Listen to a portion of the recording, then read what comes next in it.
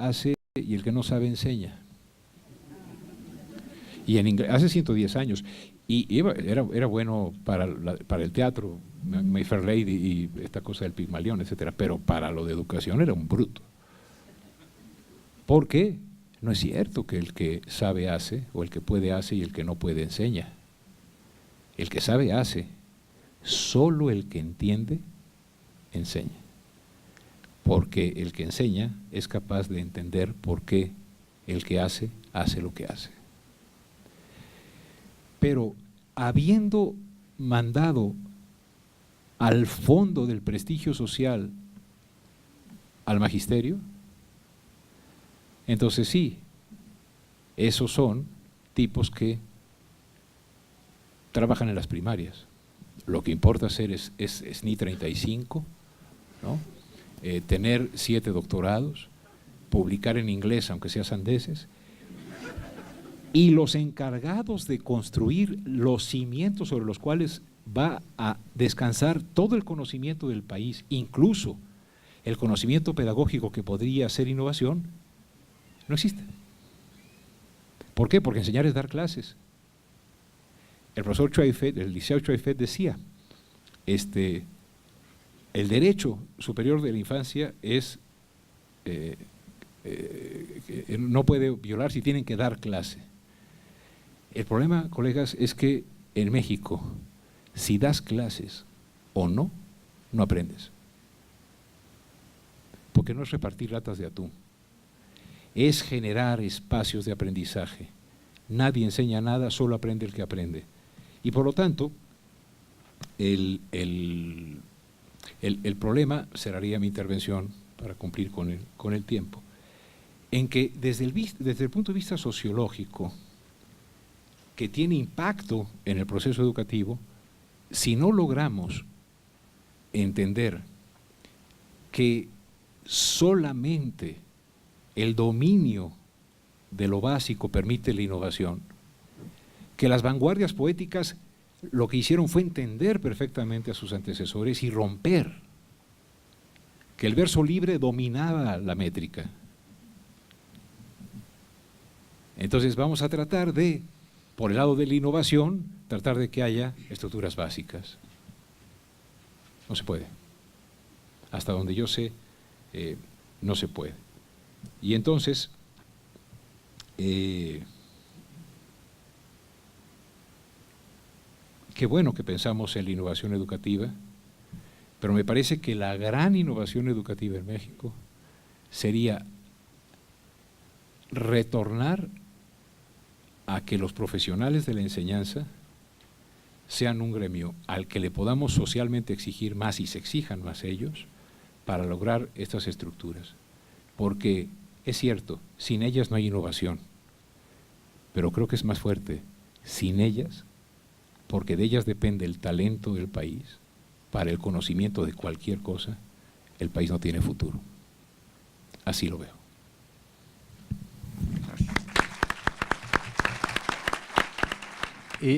Un primer aspecto el que quisiera que nos detuviéramos es en el título Docencia, Investigación, Innovación Educativa.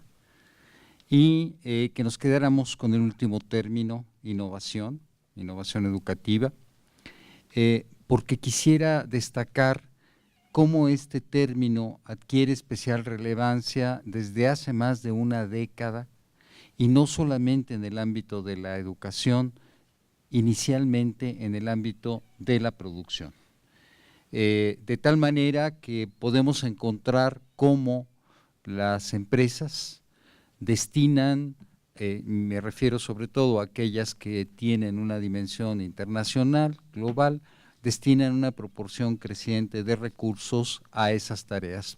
No abordaré esto que se ha convertido en un lugar común, que tiene que ver con la sociedad del conocimiento, sobre lo cual hace poco más o menos 10 años en Europa hay un pronunciamiento diciendo estamos muy lejos en Europa. ¿Sí? Bien, entonces para entender de dónde emerge el término, la preocupación y el énfasis, es decir, en qué crisol histórico se gesta esta iniciativa. Quisiera tocar 3 puntos. El primero es rutina y etos escolar. Y al hablar de rutina y etos escolar, quisiera referirme a un aspecto que es el grado de prescripción de los programas y la definición de lo que debe llevar a cabo el maestro en la educación básica, a todo lo largo de la educación básica, pero también en la educación media y en la educación superior. Y lo digo de esta manera porque hay que valorar el efecto de la rutina sobre el sujeto. Un sujeto que hace una tarea que estimamos muy compleja, una tarea sobre la cual se despliegan transformaciones sociales delante de los ojos del maestro, si él recuerda los alumnos de hace 15 años y mira a los que tiene ahora, y esa transformación pasa a veces sin registro, porque la rutina mantiene una lógica de intervención frecuentemente recurrente. Entonces, esta recurrencia y esta rutina frente a esa dinámica social, a esa diversidad ahora de grupos sociales que se ha modificado en la medida que llegan a la educación media superior y a la educación superior, segmentos de la población, grupos sociales que antaño no arribaban. Y arriban con su historia, con sus referentes culturales, y historia y referentes culturales que pareciera que la rutina pasa por encima. No hay un momento para detenerse. A veces lo que hay es desconcierto porque no se entiende por qué estos alumnos de hoy son tan distintos a los de los años 70 cuando se crea la UAM, por ejemplo, ¿no? Y claro, el IPN en aquella época. Entonces, una pregunta es cuáles son los márgenes y las condiciones para innovar, es decir, para que ese término pueda tener un espacio y respirar. Hemos destacado, hemos compartido la importancia de lograr esto que denominamos aprendizajes significativos para el sujeto en esa diversidad cultural y frente a la heterogeneidad de condiciones en las que también operan las escuelas.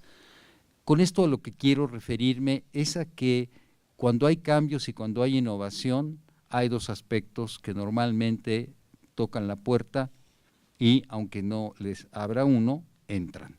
Y es la heterogeneidad de los cambios y la diacronía de los cambios. Es decir, se plantean medidas para mejorar, para renovar, para cambiar, incluso para innovar, tomando en cuenta las primeras consideraciones, las de Pedro, y aún así esto se despliega en una gama variada, diversa. Quiero plantear, pues, que esas innovaciones, si acaso ocurren, se van desplegando de manera heterogénea y diacrónica. Inevitable referirnos al término competencias después de lo que se ha dicho, para señalar algo sobre lo que hemos trabajado aquí con grupos diversos. Primero, la polisemia del término. Y segundo, el hecho de que hay experiencias no muy afortunadas en algunos países. Algo pasó en España, efectivamente, que la cosa se atoró. Y sin embargo, a sus colegas con los que tienen frontera, que son los franceses, ahí la cosa caminó de otra manera. Y lo que quiero decir es que hay que tener cuidado con generalizar, porque hay que comprender en qué condiciones una propuesta de cambio tiene curso y en qué otros casos no ocurre. Si se acuerdan, había un término en la Segunda Guerra Mundial para nombrar a las milanesas que se hacían con aserrín, ersatz, que quiere decir en forma de o como si. Y esto por la intención de trasladar ciertas propuestas de innovación de un sitio a otro sin contemplar las condiciones en las que eso fue posible y puede ser viable. Un segundo aspecto es plantear una pregunta: ¿la práctica docente acaso es un crisol posible de innovación o solamente los investigadores están en condiciones de innovar? Y es voltear a ver al maestro en su quehacer diario, y es voltear a verlo habiendo transitado, y los que estamos en esta mesa hemos transitado, por ese lugar, el lugar del maestro en esa tarea cotidiana. Aquí quisiera plantear una pregunta que es: ¿cuál es la posición del maestro ante la transformación del saber, objeto de su actividad, de su tarea docente y de la cultura en general? Porque va a aparecer algo que creo que se aludió, que es el tema del rigor con el que se puede articular un cierto saber. Pintar, por ejemplo, en la referencia a Picasso, pero también un cierto rigor si estamos hablando de trigonometría, como también se mencionó, o si estamos hablando de física o de matemáticas o de historia o de filosofía, en fin, por supuesto de operaciones unitarias, si quieren verlo así, o de homeostasis. Y lo digo de esta manera, trabajando aquí en donde tenemos una proporción muy importante de formaciones que tienen un basamento científico y tecnológico preponderante, para señalar que personajes como Schrödinger, ligado al desarrollo de la mecánica ondulatoria, ¿sí?, además del rigor que hemos constatado, se permite abordar temas de la cultura para trabajar la naturaleza y los griegos, que parecería algo discordante. Lo planteo porque hay que preguntarnos cuáles son los espacios y las condiciones para la innovación, para crear, para pensar de otra manera. Y quisiera contarles una experiencia. Por coincidencia, trabajaba en un lugar fuera de México y se celebraba un congreso internacional de matemáticas. En la plaza cercana a ese congreso habría grandes afiches, grandes pósters, muy grandes, con la fotografía de algún matemático o matemática famosa en una cierta escena y abajo un texto. Y el asunto tenía que ver con que estos hombres y mujeres dedicados a las matemáticas, creadores, tenían un punto coincidente. Pongo el primer ejemplo: una mujer que juega diariamente 2 o 3 horas billar.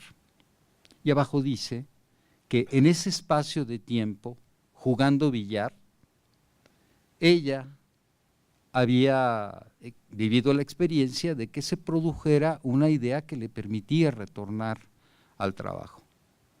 Había quien dedicaba X número de horas el sábado, 8 horas, para hacer una caminata por una zona de bosques tales o cuales. Dejo el ejemplo de los matemáticos y vamos a un gran diseñador, Tapio Vircala, que pasaba 2 meses a solas en una muy modesta casa en el campo finlandés en el invierno, porque decía que ese tiempo era indispensable para él, para poder tener ese ánimo que le permitió crear lo que ha sido, lo que es su obra. Planteó todo esto porque si bien hay un crisol colectivo para la innovación, los sujetos cuentan. ¿Y cuáles son las condiciones para que podamos generar propuestas de innovación en nuestra práctica como maestros? Reitero lo que ya mencioné, el rigor del saber sobre aquello en relación con lo cual intervenimos y la referencia a la cultura, al mundo, que permite variantes fuera de esto que sería una lógica de respuesta rutinaria. Entonces, yo podría preguntar a cada uno de los que están aquí: ¿tienen ese espacio? ¿Usted tiene ese espacio? ¿O cuáles son para usted esos espacios? Y hay un texto sobre eso que es realmente extraordinario. Es un breve texto, se llama El arte de olvidar lo insoportable, de John Cowper Bowie. Aquí está. No alcanza a ver, no sé. No. John Cowper, C-O-W-P-E-R, Powys, P-O-W-Y-S. Y el texto es extraordinario. Con el título basta. Sí, porque está ligado a lo anterior. ¿Cuáles pueden ser esos espacios en la vida de un maestro que le den la posibilidad de salir de ahí? Y cuando digo salir de ahí, es salir de esa rutina en esta ciudad así como es, con peceras como van y con metro que acaricia también, ¿no? Por un buen rato, ¿verdad? Hay que disfrutarlo. Bien, y con todo esto, lo que me interesa pues es destacar la importancia que puede tener para los sujetos que realizan las prácticas sociales esta posibilidad de innovación. En el caso de la minería, mineros, ¿sí?, se desarrollan formas de atacar la beta basadas en una lógica creada por los mineros. Encuentran una manera de atacar, de excavar, en la que no es incorporar la máquina directamente, no, hacen primero un corte que permite en una operación desprender una mayor cantidad de material. Si nosotros pensamos entonces en cómo enriquecemos, qué posibilidades tenemos de alentar ese enriquecimiento de nuestra práctica y ampliar esas posibilidades para que el sujeto despliegue, para que salga de ese punto adimensional en el que a veces lo coloca la rutina, para que despliegue primero en la recta, en una dimensión, en 2 dimensiones, en 3 dimensiones, sin menoscabo de lo que se ha señalado sobre una circunstancia del país y de la educación con rasgos críticos. Vuelvo sobre el arte de olvidar lo insoportable, porque seguimos viviendo a pesar de todo. Y cómo el maestro, la maestra, los maestros pueden encontrar esos márgenes que nos permiten, hoy en día trabajamos, hoy en la mañana en las instalaciones de Re Villagigedo, ¿sí?, con un conjunto amplio de profesores de media superior para abordar el tema de lo categorial en la enseñanza de las ciencias y las humanidades como una vía para hacer frente a lo que usted nos planteaba al principio, ¿no? Todo no podemos ni queremos saberlo. Hay veces, hay cosas que cuando uno las sabe son muy feas. Entonces, ¿cómo desarrollar una capacidad de discernimiento que permita efectivamente aprender el concepto sobre una relación trigonométrica, la que nos proponían, y no quedar apresado en la rutina de memorizar fórmulas? Termino entonces, estamos haciendo un esfuerzo por avanzar en esa dirección y esto se hace normalmente a contracorriente, porque las lógicas de razonamiento son una maquinaria muy poderosa, como un molino de carne, donde entre lo que entre, sale molida y se hace una hamburguesa, ¿sí? Si es un bife o si es un hueso, lo mismo da. Entonces, ¿cómo logramos, a pesar de todo, mantener el esfuerzo por alcanzar experiencias en la práctica docente que atiendan el desarrollo de un pensamiento categorial, que a esos jóvenes que recibimos, que son unos cuantos comparados con los millones que se forman, más de 4 millones en el medio superior, nosotros tenemos solamente 61,000, logren experiencias que les permitan discernir, comprender mejor la vida y tener una mayor capacidad de intervenir sobre el curso de sus vidas y que siempre son vidas sociales, ¿no? Con todo ello, señalar la importancia de recuperar la dimensión de la innovación para los autores de las prácticas sociales. A veces encontramos que personas que no han estado en un aula de X o Y nivel educativo dicen muchas cosas acerca de esa práctica que no ejercen. Creo que tenemos que seguir trabajando con los maestros, con esos maestros que tenemos de carne y hueso, como son aquí y ahora, y con ellos emprender esta búsqueda de posibilidades de mejorar la eficacia de la intervención que se expresa en aprendizajes complejos. Yo dejaría esto aquí. Gracias.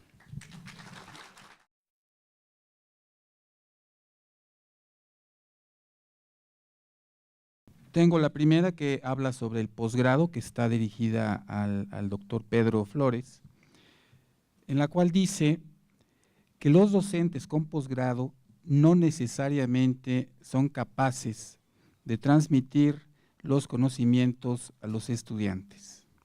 Los SNIs, en la mayoría de las ocasiones, están lejos de las prácticas con los jóvenes. ¿Qué alternativas se podría tener para articular el trabajo de investigación de alto nivel con las prácticas docentes? Sobre esta pregunta, yo diría una cosa. No hay razones suficientes para pensar que los investigadores educativos estamos de cierta u otra manera alejados de lo que pasa en la práctica docente. En un estudio de 2004 que hace la OECD sobre el impacto de la investigación en el desarrollo educativo de México, una de las conclusiones de ese equipo de investigadores que entrevista a varios colegas, pues muestra que sí, o sea, hay un desfase entre lo que se hace en la investigación y lo que ocurre en las aulas, no solamente de la educación básica. Creo que esto hay buenas razones para pensarlo. Sin embargo, tampoco diría que lo que se hace o lo hacen los investigadores porque no se acercan a la práctica es negativo.